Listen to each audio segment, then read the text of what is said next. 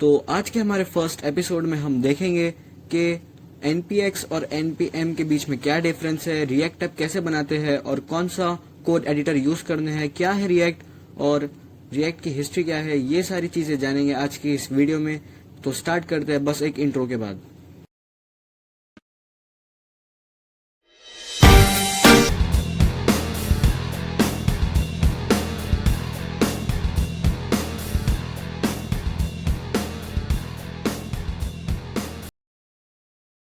जो रिएक्ट है वो जावास्क्रिप्ट की एक लाइब्रेरी है जो कि यूज होती है इंटरफेसेस बनाने के लिए। इंटरफेस यानी जो आपको वेबसाइट पे जो आपको सामने जो दिखता है, यानी अगर मैं उसको सिंपली बोलूँ तो फ्रंट एंड हम जिसको बोलते हैं। और एक डाउट बहुत से लोगों को रहता है कि रिएक्ट एक फ्रेमवर्क है या फिर लाइब्रेरी है। तो सिंपल रिएक्ट जेएस जावास्क्रिप्ट की लाइब्रेरी है। और रिएक्ट का सबसे बड़ा बेनिफिट ये है कि रिएक्ट ओपन सोर्स है। और अब हम देखेंगे कि रिएक्ट की हिस्ट्री क्या है। तो सबसे पहले रिएक्ट जेएस डिजाइन की गई थी जॉर्डन वॉक के द्वारा, जो कि सॉफ्टवेयर इंजीनियर थे फेसबुक में।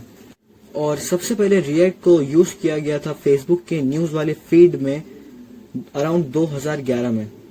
फिर फाइनली 2013 में रिएक्ट को ओपन सोर्स कर दिया गया जावास्क्रिप्ट के कॉन्फ्रेंस में। तो ये सारा था हमारा इंट्रोडक्शन का पार्ट। और अब हम चलते हैं हमारे डेस्कटॉप की स्क्रीन पर। तो सबसे पहले आपको चले जाना है क्रोम में और यहाँ पर सर्च करना है VS कोड। और आपको जो फर्स्ट लिंक मिलेंगे उस पर जाना है, क्योंकि हम इस सीरीज में यूज करने वाले हैं VS कोड, क्योंकि VS कोड में बहुत सारे बेनिफिट हैं। और जब आप इस लिंक पर आ जाएंगे तो आप देख सकते हैं कि ये VS कोड वालों की ऑफिशियल वेबसाइट है। और यहाँ पर आपको VS कोड मैक, लिनक्स और विंडोज के लिए, तीनों के लिए अवेलेबल है। और मैं यूज कर रहा हूँ विंडोज ऑफ कोर्स, तो विंडोज के लिए मैं डाउनलोड कर लूंगा और मैं यहाँ से डाउनलोडिंग कैंसिल भी कर दूंगा, क्योंकि मेरे पास ऑफ कोर्स इंस्टॉल है VS कोड, जैसे आप देख सकते हैं यहाँ पे। और अब यहाँ पर हम पहले करेंगे रिफ्रेश और सबसे पहले हम ओपन करेंगे इस फोल्डर को VS कोड के साथ। सिंपली रिएक्ट ऐप बनाने के लिए हमको नेटवर्क की जरूरत लगेगी, तो आप अपना वाईफाई कनेक्ट कर लीजिए।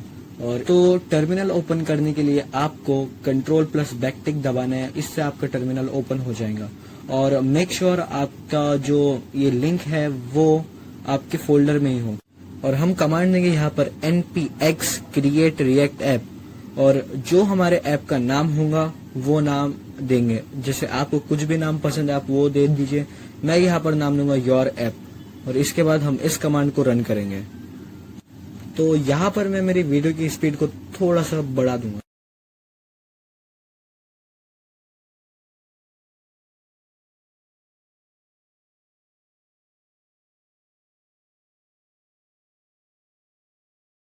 वैसे तो npx बहुत जल्दी इंस्टॉल हो जाता है, बट मेरे कंप्यूटर में इसने पूरे 16 मिनट्स लिए इंस्टॉल करने के लिए। और यहाँ पर हम एक कमांड देंगे फिर से, जो होंगे हमारी cd स्पेस ./ जो हमारा फोल्डर अभी जो बना है वो, और उसके बाद स्लैश, और इंटर करेंगे। cd यानी ये कमांड बेसिकली करती ये है कि हम उस फोल्डर में घुस जाएंगे। यानी कि जैसे हमने स्टार्टिंग में किया था ओपन विथ VS कोड, वैसा ना करके हम इसको इसके साथ यूज करेंगे। जैसे कि cd ये काम करता है कि हम किसी भी फोल्डर में घुस सकते हैं अगर वो फोल्डर उस फोल्डर में हो, जैसे FBI घुस जाती है किसी के भी घर में। फिर से हम एक और कमांड देंगे जो होंगी हमारी npm start, जो बेसिकली हमारा npm स्टार्ट कर देंगी क्रोम में। और यहाँ पर ये बस थोड़ा सा टाइम लेगा npm स्टार्ट करने के लिए। और इसके बाद आपको इंटरनेट की जरूरत नहीं है, और आपको सिर्फ एक टाइम इंटरनेट की जरूरत पड़ेगी जब आप मेरी वीडियोस देखेंगे। और फिर आपको यहाँ पर दिख रहा होगा कि एक ब्यूटीफुल सा लोगो गोल गोल घूम रहा है, जो कि किसी और का नहीं, रिएक्ट ऐप का ही है। तो सबसे पहले हमने जो कमांड दी थी npx create react app, तो हम npm भी यूज कर सकते थे। तो मैं बताऊंगा difference between npm and npx। तो सबसे बड़ा डिफरेंस ये है कि npm ग्लोबली सारे फाइल्स इंस्टॉल करता है और npx सारे फाइल्स एग्जीक्यूट करता है डायरेक्टली। बस ये डिफरेंस है npm और npx के बीच में।